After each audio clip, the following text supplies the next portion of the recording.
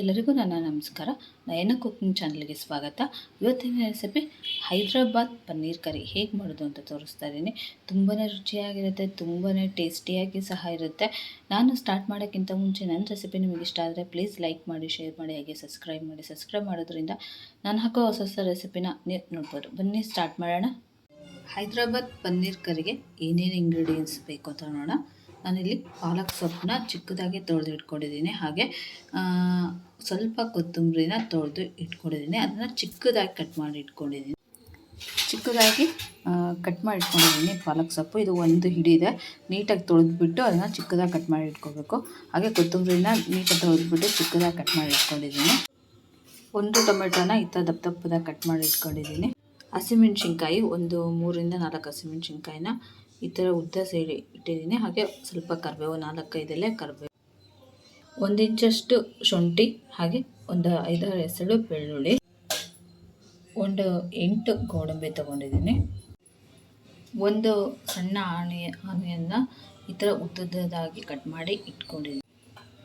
3 ಸ್ಪೂನಷ್ಟು ಮೊಸರು, ರುಚಿಗೆ ತಕ್ಕಷ್ಟು ಉಪ್ಪು, ಜೀರಿಗೆ 1 ಸ್ಪೂನು, ಒಗ್ಗರಣೆಗೆ 1 ತುಂಡು ಚಕ್ಕೆ, 2 ಲವಂಗ, 1 ಏಲಕ್ಕಿ, 1 ಚಕ್ರ ಹೂ ಇರುತ್ತಲ್ಲ ಅದರ 1 ತುಂಡು ಸಣ್ಣ ತುಂಡು, 4 ಮೆಣಸಿನ್ಕಾಳು. ಸ್ಪೈಸಸ್ ಪೌಡ್ರು ಅದಕ್ಕೆ 1 ಸ್ಪೂನಷ್ಟು ಅಚ್ಚ ಖಾರದ ಪುಡಿ, 1 ಸ್ಪೂನಷ್ಟು ಇದು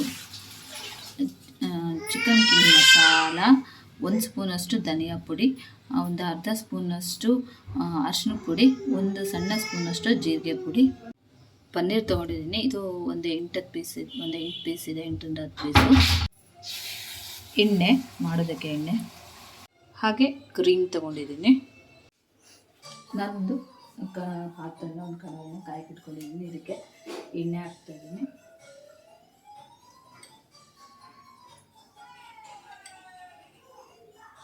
ಒಂದು 3 ಸ್ಪೂನಷ್ಟು ಎಣ್ಣೆಗೆ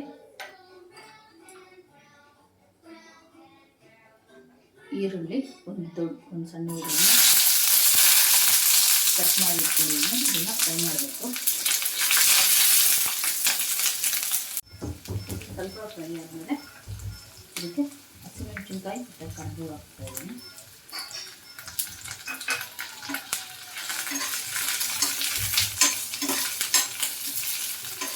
ತುಂಬ ಚೆನ್ನಾಗಿರುತ್ತೆ. ಇದು ಮಾತ್ರ ಇರುತ್ತೆ. ಇದು ಒಂದು ಸ್ವಲ್ಪ ಫ್ರೈ ಆಗಲಿ, ಸ್ವಲ್ಪ ಕಲರ್ ಚೇಂಜ್ ಆಗಲಿ. ಇದಕ್ಕೆ ಗೋಡಂಬಿ,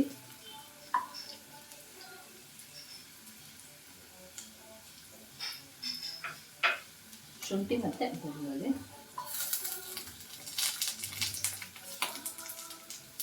ಇದನ್ನು ಒಂದ್ಸಲ ಫ್ರೈ ಮಾಡಬೇಕು. ಇದು 1 ನಿಮಿಷದ ಕಾಲ ಫ್ರೈ ಮಾಡಬೇಕು. ಸ್ವಲ್ಪ ಕಲರ್ ಚೇಂಜ್ ಆಗಿ ಇವಾಗ ಫ್ರೈ ಮಾಡೋಣ. ನೋಡಿ, ಇವಾಗ ಇದು ಕೆಂಪುಗಾಗಿದೆ. ಇದಕ್ಕೆ ಗೋಲ್ಡನ್ ಕಲರ್ ಸ್ವಲ್ಪ. ಇದಕ್ಕೆ 1 ಟೊಮೆಟೊನ ಹಾಕ್ತಾಯಿದ್ದೀನಿ.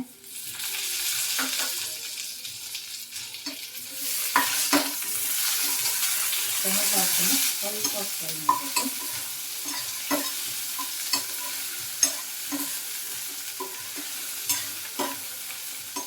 ಇದು 1 ನಿಮಿಷದ ಕಾಲ ಫ್ರೈ ಆಗಿದೆ. ಸೊ ಇದು ಸ್ವಲ್ಪ ಬೆಂದಿದೆ.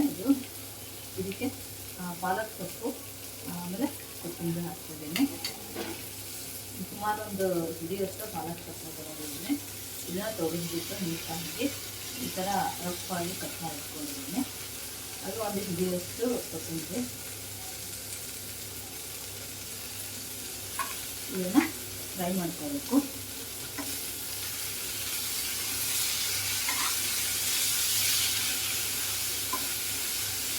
ಸಣ್ಣ ಉರಿಯಲ್ಲಿ ಇಟ್ಕೊಂಡು ಫ್ರೈ ಮಾಡಿ ಆಗ ಚೆನ್ನಾಗಾಗುತ್ತೆ.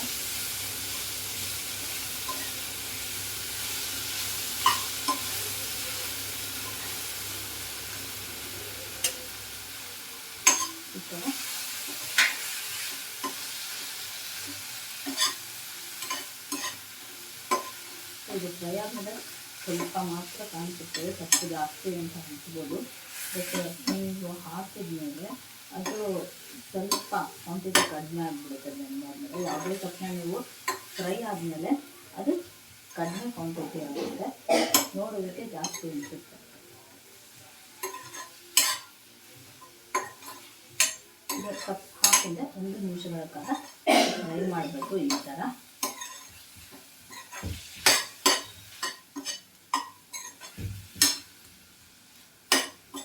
ಸೊ ಇದು ಇವಾಗ ಆಗಿದೆ, ಇದನ್ನು ಆಫ್ ಮಾಡೋಣ. ಆಫ್ ಮಾಡಿ ಒಂದು ಪ್ಲೇಟಿಗೆ ತೆಗಿತಾ ಇದ್ದೀನಿ. ಇದು ಕಂಪ್ಲೀಟಾಗಿ ಆಗಬೇಕು, ಕಂಪ್ಲೀಟಾಗಿ ಆರಿಂದ ಇದನ್ನು ಉಬ್ಬಬೇಕಾಗುತ್ತೆ. ಸೊ ಇದನ್ನು ಆರಕ್ಕೆ ಬಿಡ್ತೀನಿ. ಆರಿದ್ಮೇಲೆ ಇದನ್ನು ಸ್ವಲ್ಪ ನೀರು ಹಾಕಿ ನೈಸಾಗಿ ಪೇಸ್ಟ್ ಮಾಡ್ಕೊಂಡು ಒಂದು ಕಡಾಯಿ ಹಾಕಿ ಇಟ್ಕೊಂಡಿದ್ದೀನಿ. ಅದಕ್ಕೆ ಎಣ್ಣೆ ಹಾಕ್ತಾ ಇದ್ದೀನಿ.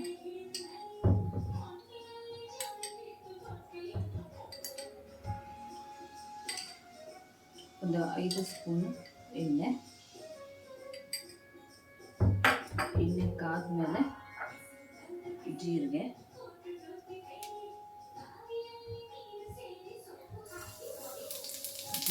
ಸಿಡಿದ್ಮೇಲೆ ಚಕ್ಕೆ, ಲವಂಗ, ಏಲಕ್ಕಿ, ಚಕ್ರ ಹೂವು, ಮೆಣಸಿನಕಾಳು ಹಾಕಿ ಒಂದ್ಸಲ ಫ್ರೈ ಮಾಡಬೇಕು.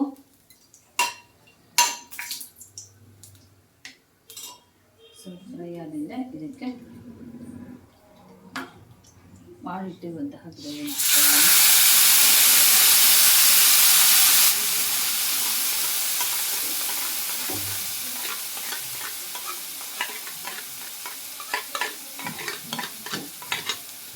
ಇದು ಹಸಿ ವಾಸನೆ ಹೋಗ್ಬೇಕಂತ ಕುಟ್ಕೋಬೇಕು. ಸಣ್ಣ ಉರಿಯಿಂದ ಇದನ್ನು ಕುಟ್ಕೋಬೇಕು.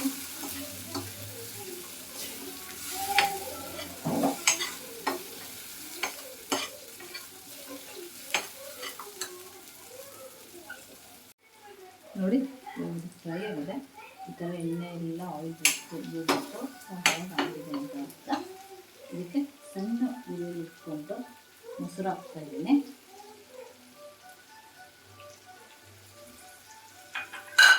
ಮೊಸರು ಹಾಕಿದ್ರೆ ಸಣ್ಣ ಉರಿಯಲ್ಲಿ ಇದನ್ನು ಫ್ರೈ ಮಾಡಬೇಕು.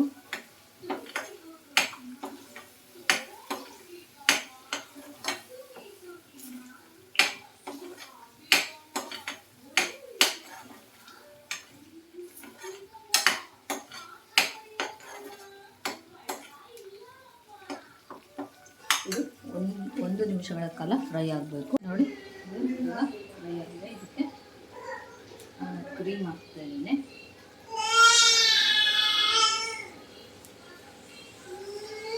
ನೀವು ಕ್ರೀಮ್ ಇಲ್ಲಾಂದರೆ ಮನೇಲಿ ಕೆನೆ ಇರುತ್ತಲ್ಲ, ಅದನ್ನೇ ಹಾಕಿ, ಆವಾಗ ಅದನ್ನು ಚೆನ್ನಾಗಾಗುತ್ತೆ. ಕ್ರೀಮ್ ಹಾಕಿದೆ 1 ನಿಮಿಷಗಳ ಕಾಲ ಇದನ್ನು ಫ್ರೈ ಮಾಡಬೇಕು. ಸೂಪರ್ ಆಗುತ್ತೆ ಇದನ್ನು ಮಾತ್ರ. ಸೊ ಇದು ಫ್ರೈ ಆಗಿದೆ. ಇದಕ್ಕೆ ಮಸಾಲ ಇತ್ತಲ್ವ ಏನು ಹಾಕ್ತಾ ಇದ್ದೀನಿ. ಧನಿಯಾ ಪುಡಿ, ಖಾರದ ಪುಡಿ, ಜೀರಿಗೆ ಪುಡಿ, ಚಿಕನ್ ಕೀಮ್ ಮಸಾಲ ಎಲ್ಲ ಹಾಕಿ ಒಂದು ಸಲ ನೀಟಾಗಿ ಹುರ್ಕೋಬೇಕು.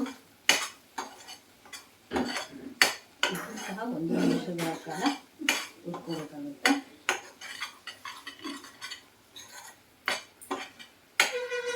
ನಿಮಗೆ ಖಾರಕ್ಕೆ ತಕ್ಕಂಗೆ ನೀವು ಆ್ಯಡ್ ಮಾಡ್ಕೋಬೋದು ಮಸಾಲಗಳನ್ನು. ಇದು ಸಹ 1 ನಿಮಿಷಗಳ ಕಾಲ ಫ್ರೈ ಆಗಿ ನೀಟಾಗಿ ಇದಕ್ಕೆ ಫ್ರೈ ಆಗಿದೆ. ಇದಕ್ಕೆ ರುಚಿಗೆ ತಕ್ಕಷ್ಟು ಉಪ್ಪು,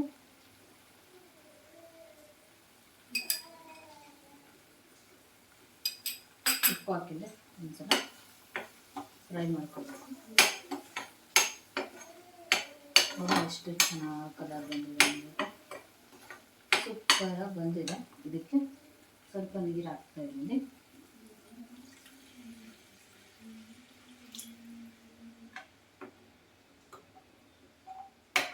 ನೀವು ನೀರನ್ನ ನಿಮ್ಮ ಅನುಗುಣವಾಗಿ ಹಾಕೋಬೋದು. ಸೊ ಇದು ಇವಾಗ ಸ್ವಲ್ಪ ಕುದಿಲಿ. ನೀರು ಹಾಕಿದ್ರೆ ಒಂದ್ಸಲ ಈ ಥರ ನೀಟಾಗಿ ಮಿಕ್ಸ್ ಮಾಡ್ಕೊಳ್ಳಿ. ಸೊ ಇವಾಗ ಕುದೀತಾ ಇದೆ, ಅದಕ್ಕೆ ಸ್ವಲ್ಪ ಪನ್ನೀರ್ ಕಟ್ ಮಾಡ್ಕೊಂಡಿದ್ನಲ್ಲ ಇದನ್ನು ಹಾಕ್ತಾಯಿದ್ದೀನಿ.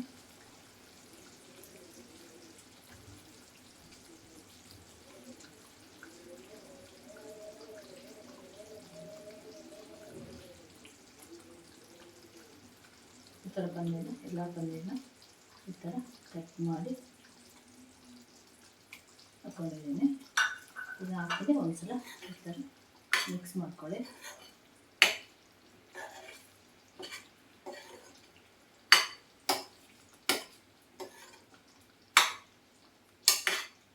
ಇದೊಂದು 5ರಿಂದ 8 ನಿಮಿಷಗಳ ಕಾಲ ಲೋ ಫ್ಲೇಮಲ್ಲೇ ಬಾಯ್ಲ್ ಆಗಬೇಕು. ಒಂದು ತಟ್ಟೆ ಮುಚ್ಚಿಬಿಟ್ಟು ಒಂದು ಲೋ ಫ್ಲೇಮಲ್ಲಿ ಬಾಯ್ಲ್ ಆಗಿಬಿಡೋಣ. ಸೊ ಇವಾಗ ಆಗಿದೆ ಇಲ್ಲ ಅಂತ ನೋಡೋಣ.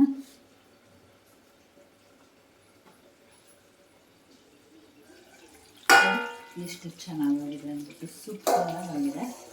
ಒಂದ್ಸಲ ಈ ಥರ ತಯಾರಿಸೋಣ. ಈ ಥರ ಆಮೇಲೆ ಇದಕ್ಕೆ ಕೊತ್ತಂಬರಿ ಸೊಪ್ಪು ಹಾಕಿ ಒಂದ್ಸಲ ಮಿಕ್ಸ್ ಮಾಡ್ಕೊಂಡ್ಬಿಡೋಣ. ಮಿಕ್ಸ್ ಮಾಡ್ಕೊಂಡಿದ್ದು ಇದು ಇವಾಗ ಆಗಿದೆ. ಇವಾಗ ಆಫ್ ಮಾಡಿ ಒಂದು ಸರ್ವಿಂಗ್ ಬೌಲ್ಗೆ ತೆಗೆಯೋಣ.